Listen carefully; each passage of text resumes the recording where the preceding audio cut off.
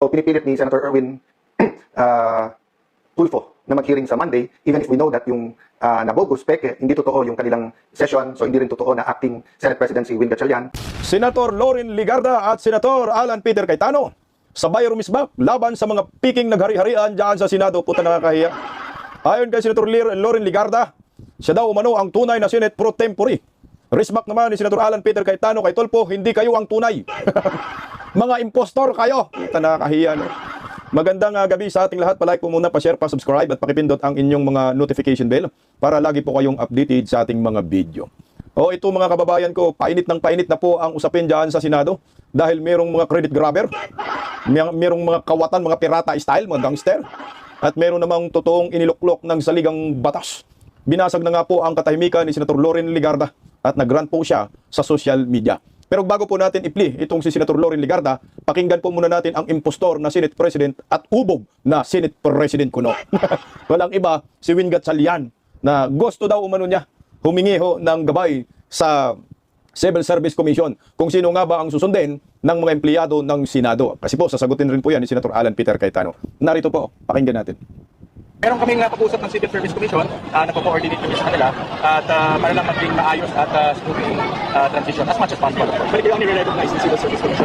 I already recognize. Kasi kaninang tanghali kami ko naman yung union ng Senate at inasure ko sa kanila na yung kanilang salary, sweldo, bonuses, kaya at inumpisa na namin yung pagkapalit ng signatories sa bangko, sa mga payroll, isa na namin at para tuloy-tuloy ang operation ng Senado. Nag-assure ko ang Senate Union na yung iba pang mga administrative concern tulad ng kalaman ko may problema pala doon sa withholding taxes nila, ayusin din natin. Ayan na ho, itong si Ubob na Peking Senate President, putang kapal ng mukha nito. Pupunta daw siya sa Civil Service Commission. E ano ba yung Civil Service Commission? Under ng executive, di ba ho? Puta, lumuhod kayo sa Palacio de Polvoron. Iba po kayo yung branch, ang Senado, iba po sa branch sa executive. Hindi po dapat kayo pakikialaman ng executive, puta. Civil Service, hindi pwedeng mag-interfere dyan sa business ng Senado. Ang mag-resolve lang ay ang Senado, yung anak ng kagwang tong animal na to, no? Ang bubo. Pabubuhan na po ngayon dyan sa Senado. Yung Senate President kuno, acting Senate President na impostor. Tuluyan na pong lumuhod sa executive. Putang, walang kwentang mga senador, no? O ito, hindi na po napigilan ni Senator Loren Legarda. Binanatan po niya si Win Gatchalian at sinabi niya, siya po ang tunay na Senate pro tempore. Senate pro tempore pa lang yan si Win Gatchalian, ha? Nag-aastang Senate President, anak ng kagwang. Nakakahiya sa taong bayan. Pakinggan natin si Senator Loren Legarda. Sa mga kapwa ko Pilipino, malinaw na nakasaad sa konstitusyon, walang sinumang senador ang maaaring lehitimong tumayo bilang Pangulo ng Senado batay lamang sa 12 boto. Ito ay pinagtibay sa ilalim ng 1987 Constitution. Sa Article 6, Section 16, Subsection 1 ng 1987 Constitution. The Senate shall elect its President by a majority vote of all its members. Ang ibig pong sabihin, makakapaghalal lamang ng isang Senate President kung makakuha siya ng mayoryang boto ng lahat ng miyembro ng Senado. Ayon po sa konstitusyon, 24 ang kabuang bilang ng mga halal na senador. Kaya naman, 13 po ang kinakailangan para magkaroon ng mayorya.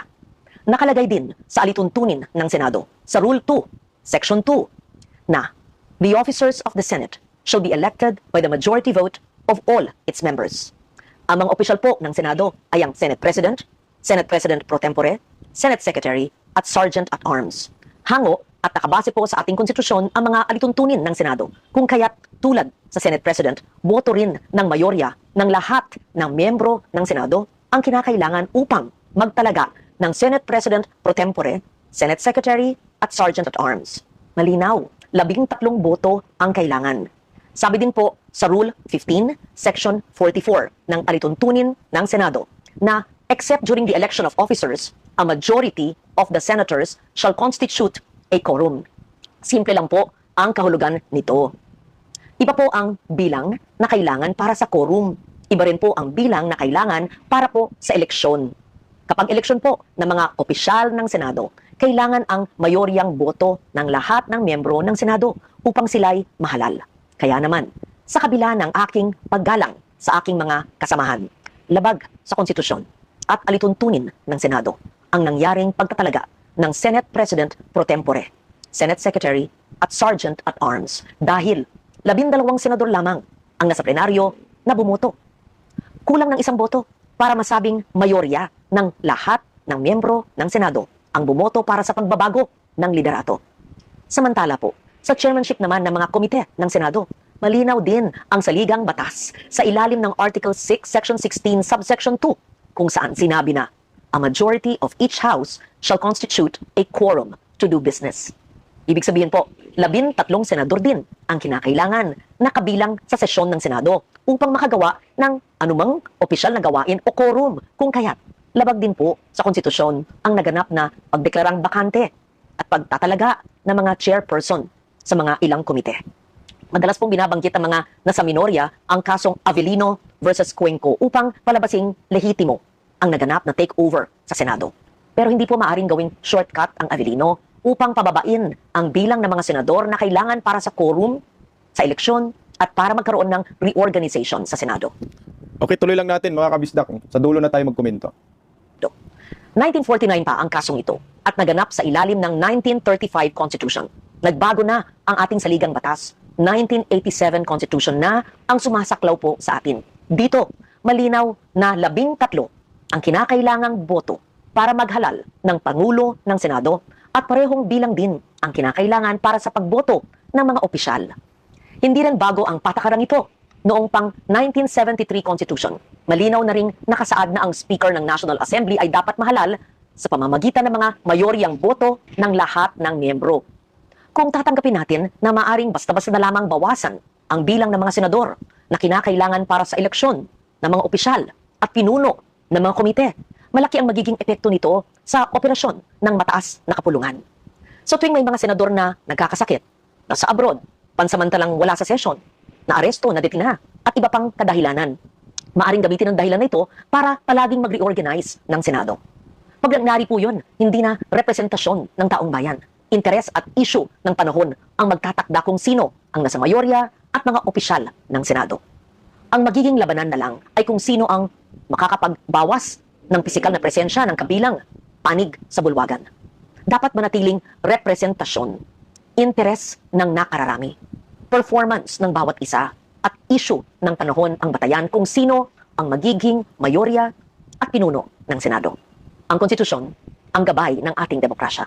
Ito ang dapat nating ipaglaban para sa Senado, para sa ating mga institusyon, at higit sa lahat, para sa bawat Pilipino.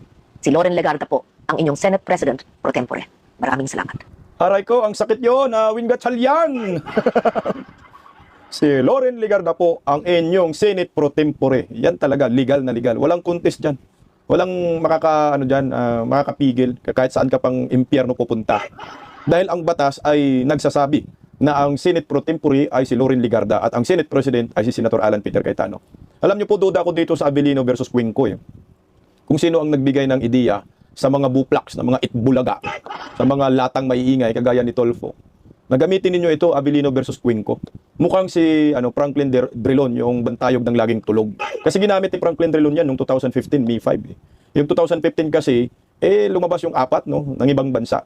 So kaya ang natira 20, kaya yung quorum ay nagiging 11 lang dapat yung quorum dun, instead na 12 kasi 20. Majority ng 20 ay 11. So sobra sila, nagiging 12. So mukhang ito po yung ginamit ng mga hinayupak na itbulaga para harbatin, nakawin ang kapangyarihan na hindi naman po karapat-dapat yun. So lumalabas talaga, yung konstitusyon natin ay kapag nag-ilik ka ng Senate President or ng mga committee chairman, ay kailangan mo ng majority votes. 13 po yun. Kaya nga lumalabas ngayon, pinalabas nila acting itong si Sherwin Gatchalian. Kasi nga wala silang 13. Pero inagaw na po nila ang kapangyarihan at feeling nila sila na po talaga ang may hawak ng majority. Again, hindi po sila majority kasi 12 sila eh. Kailangan ng isa para magiging 3. Alam niyo po, pabalik-balik ng diskusyon. Minsan nakakalito lang dahil kasabwat yung mga mainstream media dito. Now sila po ang nagpapalaganap ng katotohanan, katotohanan kasinungalingan. Yung mga mainstream media po, tangina, hindi naman nagbalita ng katotohanan. Sila po nagpapalaganap ng mga kasinungalingan, pinagtakpan ng katotohanan. Yan ang maliwanag doon. Nasasaktan nga ako sila kay Senador Marcolita, pinagsasabihan, mga bayaran kayo. No? Totoo naman talaga, may mga bayarang media. Pag pumiyo ka, guilty kang hinayupa kayo. Yan ang hawang problema dyan. Kasabwat ang mga mainstream media para bulagin ang maraming Filipino. Napakasimple po ng batas eh. Kahit grade 1, section 1, tabi ng kubita ng uupuan, alam po yan. Na hindi po pwede palitan ang nakaupong Senate President pag hindi po ninyo nakukuha yung majority. Hindi po pwede nga magkaroon ng eleksyon at palitan yung mga committee chairmanship hanggat hindi niyo nakukuha ang majority. Ano ba ang majority? 12 plus 1, so equals 13. So, binububo ng mga hinayupak na ito ang mga Pilipino. Nakakalungkot, no? Kahit kayo, nanonood sa Bisnak Pilipinas. Alam po ninyo na ang majority ng 24 ay 12 plus 1, 13. Walang contest dyan. Kaso nga lang, ang ipinaglaban nila, naging majority daw yung 12 dahil yung senador daw ay 22. Anong 22? So, ginurguran ninyo si Bato at saka si Estrada para makuha po ninyo yung majority. Anak ng kamuti. Isang kalukuhan po yan. Hindi ho po pwedeng magpairal, no? Itong ginagawang panluluko ng grupo ni Tuta Soto. Ginagawa nila ng illegal kasi nga takot sila magsimula yung Senate Blue Ribbon Committee. Pero ito po, kagahapon ay nagpalabas itong si Erwin Tulfo, bastos na, literal bastos talaga yan, mahilig yan sa Viva Max, ayan, nagkapatid na Tulfo. Nagkikwilyuhan daw niya si Senator Alan Peter Cayetano, si Marcolita, kapag magkandak daw sila ng Blue Ribbon hearing. Alam niyo po, legal po ha, kung magtutuloy muli ng Blue Ribbon hearing itong sila ni Senator Alan Peter Cayetano, ay legal po yun. Hindi po yun illegal. Dahil ang illegal ngayon, itong grupo ni Erwin Tulfo. Sabi nga ho ni Senator Alan Peter Cayetano, ay kayo ay hindi tunay na mga namumuno dyan. Hindi kayo tunay na chairman ng Blue Ribbon, hindi kayo tunay na Senate Pro Tempore. Senate Pro Tempore nga tawag kay Win Gatchalian. At tinawanan din po ni Senator Alan Peter Cayetano si Win Gatchalian at sabi, Win, huwag kang magpapagamit. Tang inumin, no? Diyos ko, dahil lang sa kapangyarihan ng agaw ng illegal. Pakinggan po natin si Senator Alan Peter Cayetano, ang totoong Senate President na yan. So yung May 11, in hindsight makikita nyo na po mga kababayan na May 11, set up nila yon. May 13, sila naglagay ng full battle gear ng mga NBI at mapapatunayan namin, Senate premises po yon. So ang point ko po, sila yung nanggulo, yung 11 kakampi ang Malacanang, kakampi po ang NBI, tapos pinapalabas, ako at kami ang magulo. Clear na yon, hindsight even yung walkout, nung sila nag-walkout, 12, wala daw quorum. Nung nagka-12 sila, meron na biglang quorum. Nung sinabi nila, gusto lang nila magtrabaho, di ba? Nakita nyo naman po, hindi man lang nagbigay ng mga pangalan sila doon sa mga committee. So, paano nila sasabihin gusto nilang magtrabaho? Tapos nakita nyo, nung sinabi nila si Senator Wing ay acting Senate President, unang issuance, work from home. Nung pumasok pa rin ang mga taga-Senado, ang sinabi, alas 10, umuwi na kayo. Hindi ba katawa-tawa yun? Di ba yung sasabihin sa'yo, work, let's get back to work. Tapos yung unang i-issue is to work from home, then the next day, umuwi na kayo. 10 o'clock pa lang pinapauwi na. Kaya nga sabi ko, mag-ingat si Senator Wing, kasi maganda naman future niya. Huwag ka magpagamit sa Malacanang at dun sa mga kasamaan mo. Kahit bibigyan ka ng high position. I'll give you the advice that someone I really respect gave me, which is, receive, don't grab. I didn't grab the Senate presidency in 2016. I didn't grab it in 2025. I didn't grab it in February 2022. But to God's grace, napunta sa akin. By the way, no, kung nakuha ko yon earlier. Stop muna tayo doon. Gusto ko yung punto ni Senator Alan Peter Cayetano na Win, huwag kang magpagamit sa Malacanang para lang sa kapangyarihan. Nagiging power grabber kasi dyan eh. Masaklap kasi nga ito na yung nangyayari ngayon. Tingnan mo, civil service agad. Yung puntarya. Kasi pag sinabi ng civil service, sundin nyo si Win Gatchalian. Hindi pabor sa kanila. Yung Civil Service Commission, under po ng executive. Kung tutuusin, illegal po yan. Hindi ka po pwedeng makialam sa co-equal branch. Tsaka civil service ka lang naman. Makikialam ka sa makapangyarihan ng Senado. Yan ang gusto nila. Para nga po magtagumpay sila. Pero Senator Alan Peter Cayetano, wala na pong future si Gatchalian ngayon. Dahil sa pagpapagamit niya kay Bongbong Marcos. Tuloy, Senator. Kasi di ba nagsama-sama, Senator Coco, Senator Tito, Senator Frank Drilon, Senator Big Subiri. Alam nyo kasi sinasabi nila masarap maging Senate President. Yun yung reading between the line Kasi usually tens of billions ang pwede mo ipasok sa budget. Usually yan, malaking mga discretionary funds ang pwede mo i-withdraw. Then of course, number 3 ka. So sa lahat ng mga ahensya ng gobyerno, basically you're a VIP there. Ang daming perks po ang pagiging Senate President. No? So when the 4 of them says na, Alan, bumitiw ka na lang, huwag kang kumapit sa posisyon. No? First and foremost, nagulat ako na these personalities, especially Senator Drilon and Senator Coco, were staunch anti-Marcos personalities. Suddenly, Marcos na rin. No? I'll go to that later, but what's my point? Sila na-enjoy nila lahat yan. Ako, the day na tinanggap ko at sinabi ko sa mga kasamahan ko, I'm up to the challenge. Kasi nung sinabi sa akin ni Senator Loren, ikaw na, Alan, kumilos na tayo. Nagtanong muna ako went to Senator Cheese and said na, ako ba dapat talaga pa? But the day na tinanggap ko, I knew, I will not be an ordinary SP. This isn't the usual, di ba, na first among equals ka, na malaki pondo mo. I knew, laban to ng katotohanan. And I was told already na linggo-linggo, sisubukan kang alisin, laging araw-araw. And I knew na grabe ang gagawin nila. Pero hindi ko na-imagine talaga na I knew they were gonna throw at me the kitchen sink. But I didn't know that pati yung kitchen tatapon nila. We knew na bubuhayin yung kaso laban sa iba sa amin, pero hindi namin alam na ganun talaga yung pressure na gagamitin. No? But the reason I bring that up, I wanted to emphasize, hindi kami nagkulang sa trying to build bridges. So finally, nung naka-first base kami, kausap namin ilang high officials and then hanggang umabot sa Malacanang, we communicated that you can trust us in me, in particular, in the group, kasi nakausap ko na yung grupo, gagawin namin maayos ang impeachment. Hindi namin papangako boto namin, but we will commit na we will listen to the evidence, we will view, we will hold it together with the legislative. Nag-commit din kami dun sa economic. Sabi namin, pagdating sa Blue Ribbon, aayusin natin yung mga hearings na hindi maapektuhan yung ating mga negosyante. But sabi ko, kailangan lumabas yung totoo. Okay? So, hindi po kami nagkulang. So, yung 11 sa pagko-convince sa Malacanang na kalaban niya. So, the problem is they kept on inching towards doing illegal and immoral things until we got to the situation we are in here today. Alam niyo po sa akin itong pagiging Senate President ni Senator Alan Peter Cayetano, ito na yung pinakamahirap na posisyon sa ngayon Dahil tinanggap niya yung posisyon na yan at alam niya yung mga consequences. Kaso nga lang, meron siyang meron siyang paninindigan. Siya po ay principles man na ay ako pariglo, basta ako puro katotohanan lamang at ang pinakamabigat na pinapasan niya, paano pumpisahan ang Senate Blue Ribbon Committee hearing. Mantakin mo alam niya na talagang ikudita siya araw-araw, linggo-linggo, pero hindi siya nagpapigil hanggat sa talagang ipinilit nila na magkaroon ng Senate Blue Ribbon Committee hearing, yung 18 ex-Marines ay makapagsalita. Yun yung pinaka number 1 nilang achievement kay Senator Alan Peter Cayetano. Kung ano man ang mangyayari, mapalitan man siya sa Lunes. Kasi ngayon, siyempre, inihilot na nila si Joel Villanueva, pero bilibaw kay Loren Ligarda, nanindigan. Nakakahanga din Pero ang resulta nga, talagang brasuhan, pinipressure ka. Kaya nakakahanga lang na itong pagiging Senate President ni Senator Alan Peter Cayetano, ay pati pamilya niya dito, asawa niya, ay siyempre malagay sa alanganin. Ginawang kontrabida ngayon si Cayetano ng mga bayarang media. Para bang ang papalabasin nila, kapituko si Senator Alan Peter Cayetano, hindi po May mandato po, may tungkulin po si Senator Alan Peter Cayetano, may administrative works, administrative na tungkulin na kailangan niyang gampanan dahil siya po ngayon ang lehitimong Senate President. Wala pong contest dyan. Walang sinumang magsasabi, ikaw Cayetano illegal, hindi po. Sila po ang tamang leader, sila po ang totoong dapat sundin ng mga empleyado dyan sa Senado. Tuloy po natin. So, the moment of truth is coming, and I use it literally, the moment of truth. Ang issue ngayon, katotohanan. Democracy is also an issue, but the issue is truth. Do you want a Senate that will cover up the truth? So, pinipilit ni Senator Erwin Tulfo na mag-hearing sa Monday, even if we know that yung nabogus, peke, hindi totoo yung kanilang session, so hindi rin totoo na acting Senate President si Win Gatchalian, at hindi rin siya totoong chairman ng Blue Ribbon Committee. Sabi sa akin ng media nung Thursday, Sir, anong ebidensya mo na ang Malacanang ay involved? Well, aside from, sino pa ba pwede magpadala ng NBI ng 2 araw kung hindi Malacanang? Yung saan ba nag-meeting yung 11, hindi ba sa Malacanang din? O, but pangatlo, anong sabi nilang ebidensya? Anong sabi ni, di ba ang isda, sa bibig talaga nahuhuli? Anong sabi ni former Senate President Tito Soto? Ang naniniwala na kami ang majority at si Senator Win ang acting Senate President ay Malacanang, House of Representatives.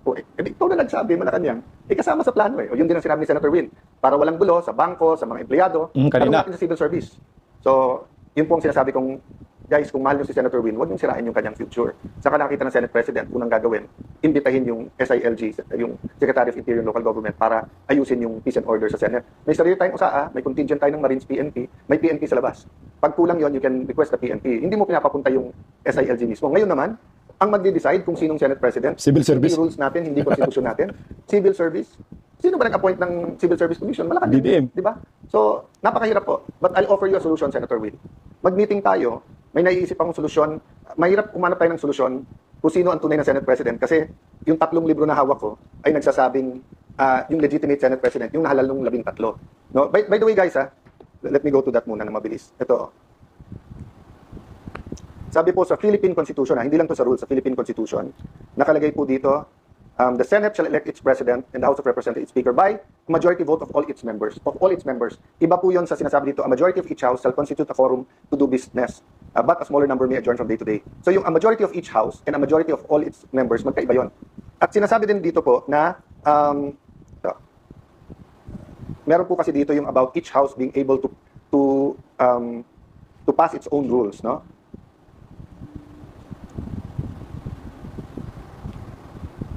Ang ganda Each natin. House may determine the rules of its proceedings. So kung titingnan mo ang rules natin, yung officers po, yung Secretary, yung Sergeant at Arms, Senate President Pro Tempore at Senate President, 13 ang kailangan. Kasi all members. So ang Constitution ay nagbibigay ng power sa rules at sinasabi po dito sa dalawa na kailangan 13. So kung walang 13, hindi kayo tunay. Putsa no, ang sakit nun. Pag walang 13, hindi kayo tunay. At saka gusto ko po yung word ni Senator Alan Peter Cayetano. Bugos kayo, no? At mga piki yung ginawa ho ninyong eleksyon. Yan ang masakit, yan ang katotohanan. Talagang bugos ang datingan nila dito. Yan ang maliwanag. No? Mamaya palitan ko yung thumbnail ko, gawin kong piki at bugos kayo. Mas masakit yun, di ba? Erwin Tulfo, mga bugos. Si Erwin Gatchalian nagpagamit, mga bugos. Sa batas ng 1987 Constitution, Senate Rules, maliwanag na ang tunay na Senate President ay si Senator Alan Peter Cayetano. At ang tunay na Senate Pro Tempore ay si Senator Loren Legarda. Sino si Win Gatchalian? Sino si Erwin Tulfo? Sila po ay tinatawag na bugos, mga piki ng mga leader sa Senado. Hindi ang sakit. Masakit, pero yan ang totoo. Yan ang nakalagay sa batas. Pinipilit lang ho ninyo dahil natakot po sila na maimbestigahan sa flood control. Isipin mo, patikim pa lang, takot na sila eh. Ito, pakinggan muli natin si Senator Alan Peter Cayetano. Tuloy hanggang kay Bindalo. Going back to yung hearing ni Senator Erwin, the 12 might want to rein him in even during martial law, even during the abuse of arrest, kaliwat kanan at yung mga torture. Wala pong high official na nagsabing, kwekwelyuhan ko, ako mismo, arrestuhin ko yan, etc. So, it's incredible that you'll have a human being speaking like that. Kaya sa sulat ni former Congressman Michael Defensor, dapat ang sagot namin ay simpleng umattend kayo sa legitimate na Blue Ribbon Committee dahil Correct. may legal protection. Pero siguro idadagdag ko dun sa sulat na yung ganun mental state ng isang senator tapos siya ang magiging chairman, walang makakapag-guarantee ng inyong safety doon. At tandaan nyo po, tapos na po tayo doon sa 18 Marines, kung gusto lang ipatawag ulit under Senator Marcoleta, pwede mag-attend sila Senator Win. Pero nandun pa tayo sa 2 o 3 witnesses na ang bibigat at may mga dokumento at talagang mayayanig yung ating bansa. Kaya po nagkakaroon ng ganito. Ang problema po, kaya sinabi kong malapit malayo. Stop muna tayo doon. Grabe no, bilib ako kay Senator Alan Peter Cayetano sa totoo lang. Nakakahanga siya eh. Napakaano na yan, below the belt na po yung banat ni Erwin Tulfo. Lata. Sipin mo, kikwilyuhan mo yung kapwa senador. Utang ina, si Erwin Tulfo na talaga ang pinakamasamang senador. Yung mga Tulfo brothers, sino ka ba?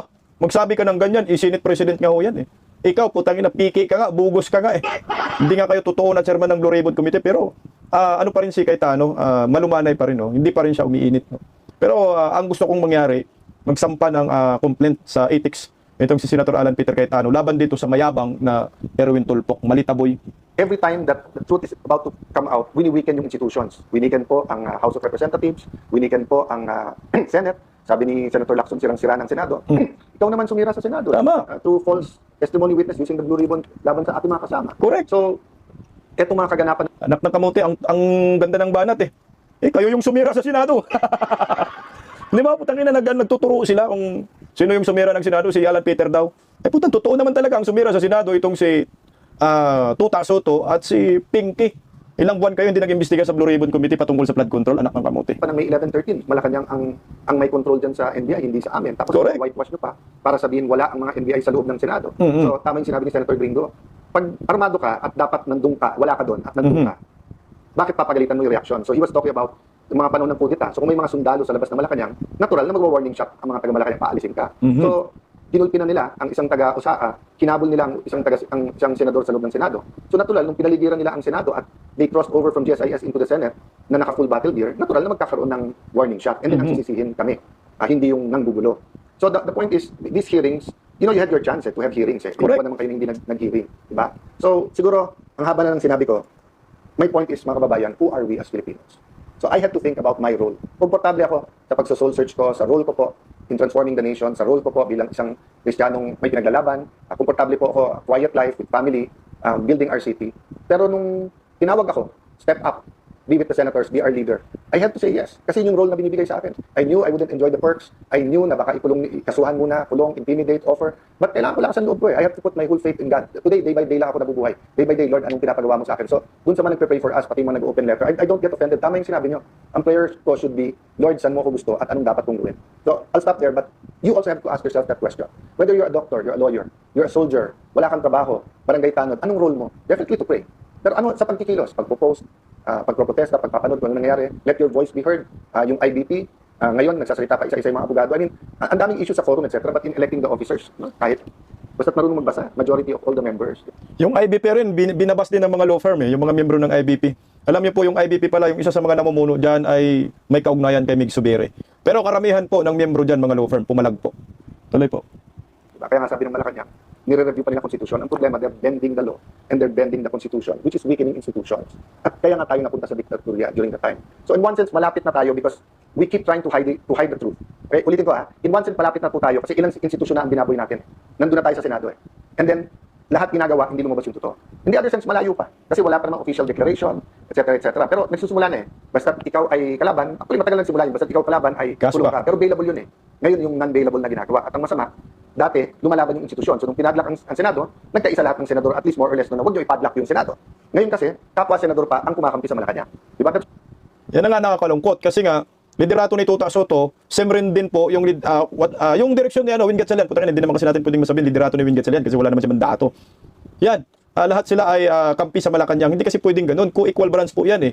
Kailangan independent ang Senado, ang liderato ng Senado. Tsaka hindi pwedeng makikialam ang Malacanang dyan sa Senado. Puta marsyalong datingan. Co-equal power po yan sila.